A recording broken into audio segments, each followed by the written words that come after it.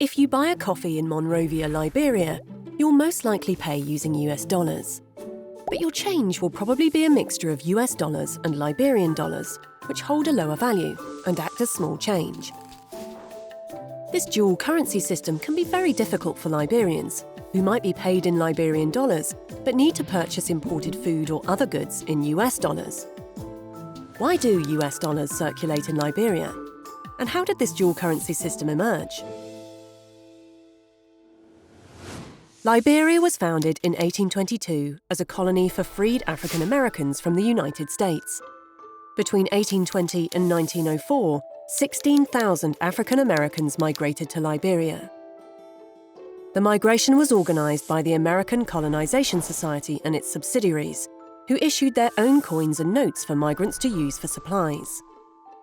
When the migrants arrived in Liberia, they found multiple other currencies circulating in the region, like the indigenous kissy penny and European currencies like British pounds, shillings and pence. Liberia declared independence in 1847. One of the first acts of the new government was to establish its own currency. In the words of Liberia's first president, to mark the existence and the nationality of the republic. This is the first Liberian coin. One side represents the two key sources of Liberian wealth, trade and palm oil. The other side depicts a woman wearing a Phrygian or freedom cap, an image associated with freed slaves. This new Liberian money was intended to replace the Colonization Society currency. However, the Liberian dollar had to compete with all the other currencies in circulation. In its early years, the Liberian government struggled with debt. A quick source of revenue was to print paper notes, like this one from 1880. Printing more money was a short-term solution to the government's financial troubles, but it had a long-term cost. The Liberian dollar began to lose its value against the other currencies, making imported goods much more expensive and, for the government, increasing the cost of paying interest on foreign debts. Because of all this, merchants and then the government began to use the colonial currency of British West Africa instead. This became Liberia's main form of currency until 1943, though the Liberian dollar still circulated as small change.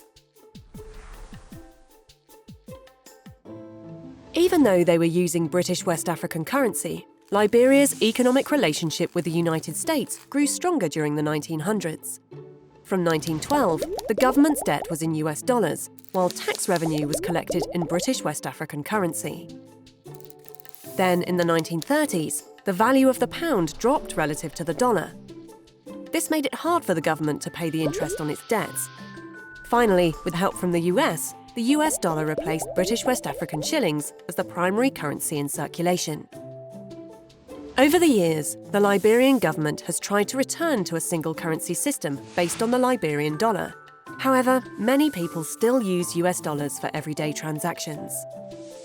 The US dollar is frequently used by people all around the world who want to use a more stable currency for transactions, even if it isn't their national one.